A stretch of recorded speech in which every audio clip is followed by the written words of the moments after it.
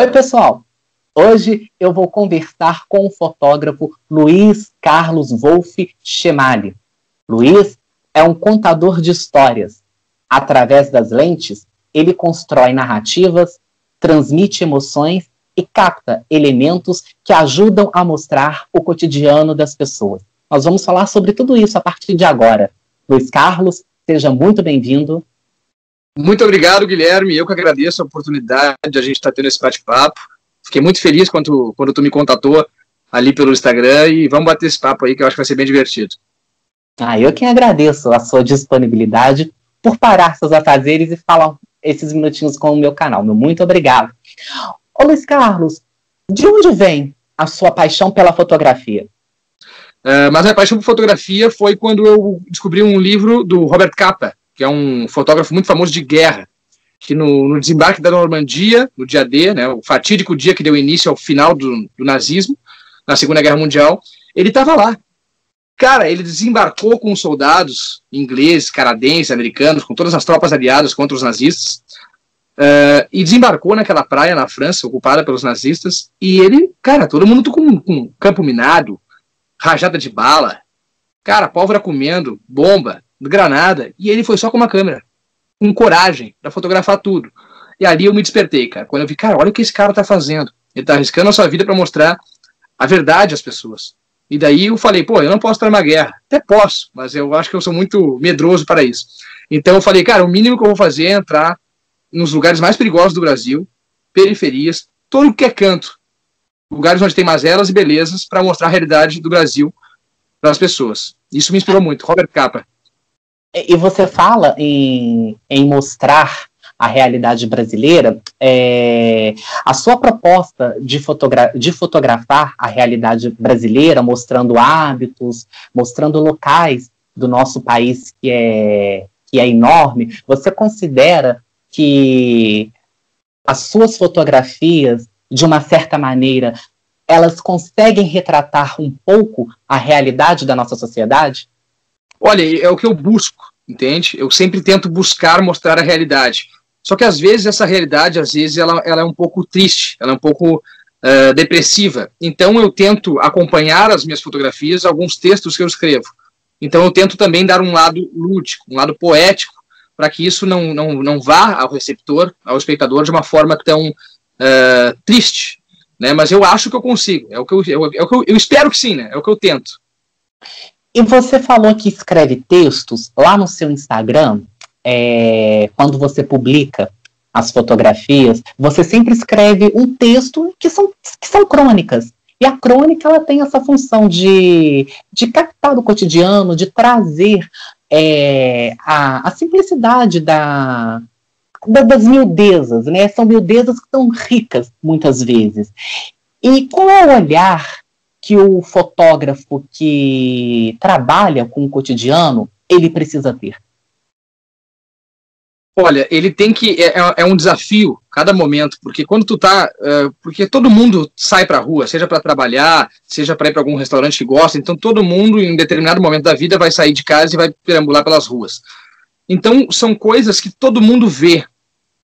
Todo mundo vê todos os dias. Então, o que as pessoas normalmente costumam gostar da fotografia?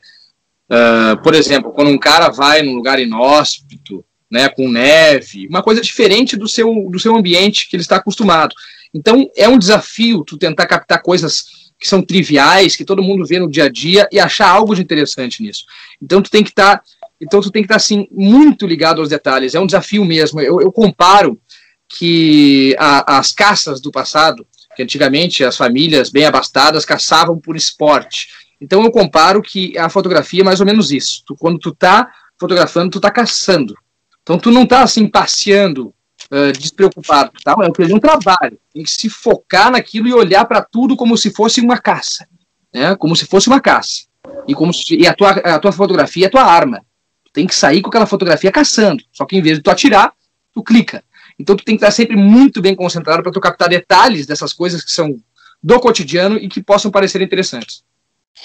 E você falou nessa caça, o fotógrafo, ele descobre, ele conhece e ele transmite ao público o olhar dele. Dentre essas suas andanças seja aqui no nosso país ou no exterior, você conseguiria destacar agora, durante a nossa entrevista, alguma imagem ou algumas imagens que impactaram você? Sim, conseguiria. No Laos, quando eu estive no Laos, que é um pequeno país comunista da Ásia, assim, um país bem pequenininho, muito pobre, eu fiz um passeio lá numa tribo poligâmica, né? Poligamia, se tem alguém que não sabe, é quando não é um casamento que nem o nosso, assim, um casamento que um homem pode ter várias mulheres. E é uma tribo bem precária, assim. Eu lembro quando eu entrei lá para visitar, estava tendo um enterro naquela tribo poligâmica. E as pessoas estavam comendo um churrasco numa folha de bananeira, assim, no solo. Então, comendo com as mãos, um hábito bem diferente. E eu fui adentrando aquilo ali e eu vi um enterro. Eu vi um enterro completamente diferente, com eles com chocalhos, assim, feito artesanalmente, fazendo velando o corpo. E eu vi a forma como eles lidam com a morte é diferente da forma que a gente lida. A gente aqui tem o luto, lá eles fazem uma festa, uma churrascada, né? Eu achei isso bem interessante. Eu fotografei um menininho ali, cara, bem perto do rosto dele, chorando, e caindo uma lágrima, assim, preto e branco. Essa foto aqui é uma das que eu mais gosto, das que eu fiz, assim. Teve uma fotografia que eu tirei aqui no Brasil, assim, numa sinaleira, num sinal. Vocês devem chamar de semáforo, hein? Não sei como vocês chamam aqui. A gente chama no sul, a gente chama sinaleira. Mas, enfim. Semáforo aqui. Semáforo, beleza. Então, o pai estava segurando um cartaz dizendo que estava passando fome, né? E ele estava vendendo as balinhas, os produtos para alimentar os seus filhos. E eu achei incrível, porque os filhos estavam com ele. Não incrível a situação, achei incrível o sentimento que me passou. Os filhos estavam com ele na calçada, e, cara, todos bem arrumadinhos, sabe? Com dignidade, pai se esforçando para sobreviver e cuidando dos filhos ao mesmo tempo que trabalhando para levar o sustento para eles, e os filhos bem arrumados, a guria com vestidinho, com o cabelo bem penteado. Isso me emocionou, porque o pai está tentando cuidar das crianças mesmo com as situações adversas, uma pandemia, sem emprego, e essa foto também ela me emocionou bastante fazer ela. Ô Luiz Carlos, a pandemia, ela ressignificou o cotidiano da fotografia? Eu acho que sim. Eu acho que ressignificou, porque talvez a pandemia facilitou o fotógrafo. Porque tem uma coisa na fotografia que se chama... Por que as pessoas muito fotografam em preto e branco? Porque é o mesmo tom de cores, então não destoa. Então o fotógrafo ele sempre tem que pesquisar e procurar harmonia na fotografia. Entendeu? Cores que combinam, um enquadramento onde não tem uma coisa que fuja do seu ponto principal. Por exemplo, se o ponto principal na foto é um cavalo, tu tem que fazer com que aquele cavalo, com que outro objeto, outro elemento cênico, né, no quadro, não brigue com aquele cavalo. Aquele cavalo tem que ser o centro das atenções. Então, no momento que tem menos pessoas na rua, isso facilita o fotógrafo. Porque ele tendo poucas pessoas na rua, faz com que o fotógrafo consiga lidar melhor com a harmonia da imagem. Porque não está passando um monte de pessoas ao mesmo tempo, não tem muitas coisas acontecendo, então tu consegue enquadrar melhor e manipular a imagem melhor. Isso facilitou. Mas eu acho que no momento da pandemia, cara, eu lembro que nas 2 primeiras semanas foi uma loucura. Tu olhava assim do teu apartamento da casa e tu não via ninguém nas ruas, era uma coisa assim que parecia que o mundo estava acabando, parecia que o mundo estava terminando.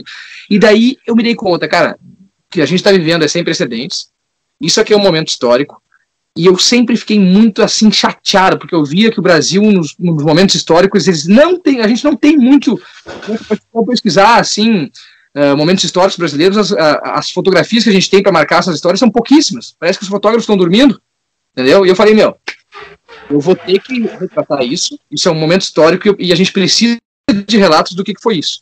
Então eu fui para as ruas mesmo no período que, me arriscando, porque ninguém sabia direito como é que era a gravidade do Covid, eu fui para.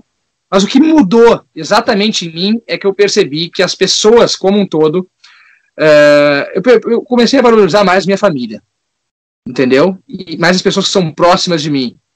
E meio que a gente dá mais valor para a família, assim. Fotografando o dia a dia, tu vendo como tem tristeza nas ruas, tu dá valor mais para as coisas que realmente importam. Isso me ensinou.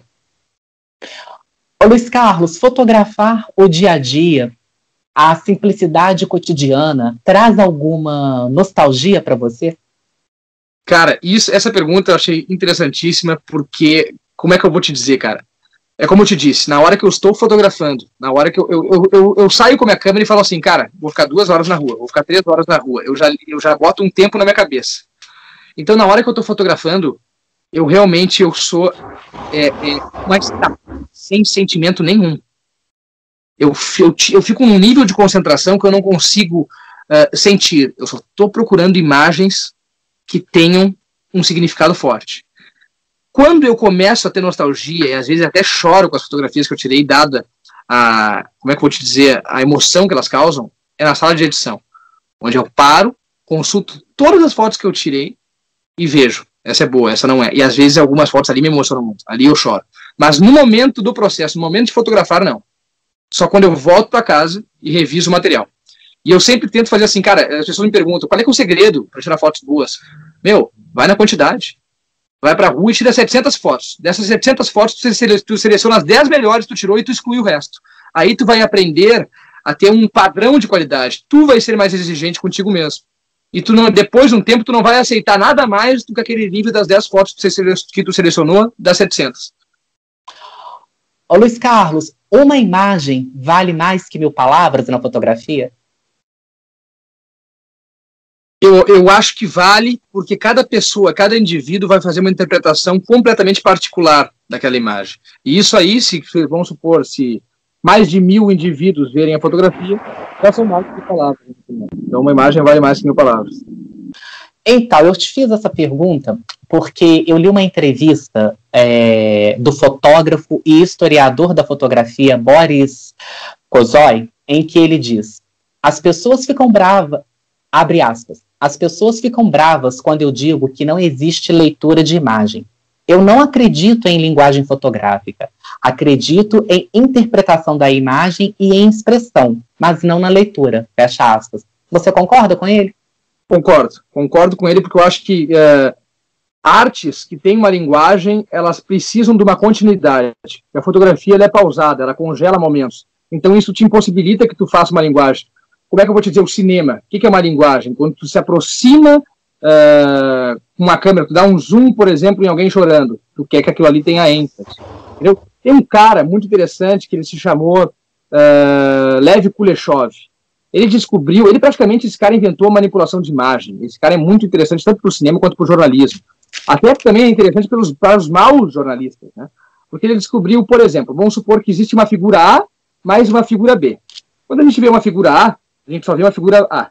Quando a gente vê a figura A mais a figura B, a gente tem uma interpretação daquilo. Então, por exemplo, o que ele descobriu? Vamos supor que tem uma fotografia de um homem triste. Ao lado dessa fotografia tem um prato de comida. A gente vai interpretar que ele está satisfeito, que ele não quer comer. Vamos supor que tem um homem triste. E ao lado dessa fotografia do homem triste, o mesmo homem triste, tem uma pessoa morta no caixão. A gente vai interpretar que ele está triste. Então a figura A, ela é completamente dependente para ter um significado da figura B, somada. Então isso é cinema. É uma linguagem, como o teatro, como a escrita, a literatura, mas acho que fotografia não é uma linguagem. Que ela congela, ela não tem continuidade. Então eu concordo com ele, de certa forma. Ô Luiz, a fotografia, ela constrói e ela é permeada pelo olhar e pela ideologia do fotógrafo. A ideologia do fotógrafo pode vir a atrapalhá-lo na fotografia? Eu acho que quando a pessoa ela tem um fanatismo muito grande ideológico, ela pode ver uma cena, tá? Alguma situação que para ela foi fantástica, nossa, daí é uma grande foto, mas ele se acovarda, ele esconde a câmera para não fotografar aquela situação, porque essa situação, por exemplo, serviria como argumento para a ideologia que ele é contrário, entendeu? Então, às vezes, eu acho que pode atrapalhar, sim. Então, o fotógrafo tem que colocar a ideologia no lixo e fotografar coisas que ele sente. Eu acho que a ideologia pode atrapalhar nesse processo. Ou até pode mudar a ideologia fotografando. Pode ter coisas que antigamente tu não via, entendeu? Realidades diferentes, tu pode mudar a tua opinião no processo de fotografar. Porque a fotografia, ela pode trazer, ela traz uma reflexão para as pessoas. Você concorda? Você propõe esse tipo de reflexão para as pessoas com as suas fotografias? Sim, eu acho que a fotografia traz uma reflexão, entendeu? Só que o meu jeito de fotografar é diferente porque eu escrevo. Normalmente o fotógrafo não faz isso. Ele capta a imagem, até porque, inclusive nas faculdades, inclusive nas aulas de fotografia, eles aconselham que tu não deve usar o auxílio do texto. Que a fotografia tem que contar tudo que ela precisa sem o auxílio do texto. Eu praticamente peguei esses rótulos e joguei no lixo. Eu falei, não, eu vou falar o que eu penso da minha fotografia. Então isso, como é que eu posso dizer, dificulta o processo de cada pessoa ter uma interpretação, mas com certeza, a fotografia é interpretativa. E ela pode passar uma mensagem que não é verdadeira, como eu falei no efeito Kuleshov ali, né? Tu pode manipular. Tem até uma tirinha famosa na internet que mostra... eu não lembro como é que é a tirinha, mas, por exemplo, eles cortam a fotografia, em desenho. Tem um policial apontando uma arma na cabeça de uma criança, né? E daí só pegam isso. E do outro lado a gente vê que essa arma, na realidade, é a mão dele, entendeu? Que ele tá fazendo um carinho nela. Só que eles deram um zoom de tal jeito que parece que é uma arma na cabeça dele. Então tudo depende da dinâmica. Tu pode manipular a imagem. Né? Você disse dos textos que você escreve, mas escrevendo esses textos, você não tira o poder de pensamento crítico das pessoas? Eu acho que sim. Eu acho que sim. Eu acho que... Muito boa tua pergunta. Muito boa tua pergunta. Eu acho que com certeza crítico. Só que é a minha forma porque as pessoas gostam dos textos. Então, inevitavelmente, eu escrevo. Mas é muito interessante que várias pessoas que me acompanham, elas dizem assim, cara, antes de ler o texto eu pensava totalmente outra coisa. Depois de ler, agora que eu entendi. Só que, na verdade, tu não entendeu, né? Porque isso é que eu estou interpretando. Mas, às vezes, eu nem sei quem é aquela pessoa. Entendeu? Então, eu acho que é uma coisa muito, muito particular isso, mas com certeza, eu acho que eu tiro também o livre pensamento das pessoas fazendo isso. Concordo contigo.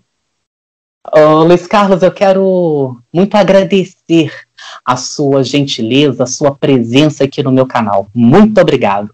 E eu que agradeço, Guilherme. Muito obrigado pelo bate-papo aí. Adorei as perguntas até então. Eu não posso encerrar, por favor, sem antes você deixar o endereço do seu Instagram, que eu falo para os telespectadores que vão assistir a entrevista. Vale muito seguir o Instagram do Luiz. Muito obrigado. Luiz com Z, Carlos Wolff. Então é Luiz Carlos Wolff. Luiz com Z e Wolff, W-O-L-F, que nem lobo em inglês. Mas tu pode simplesmente pesquisar na barra de busca lá, Luiz Carlos Wolff, que já vai aparecer direto. Maravilha. Já quero falar para as pessoas que assim que o vídeo for ao ar, o contato que o Luiz deixou aqui na entrevista estará descrito para você.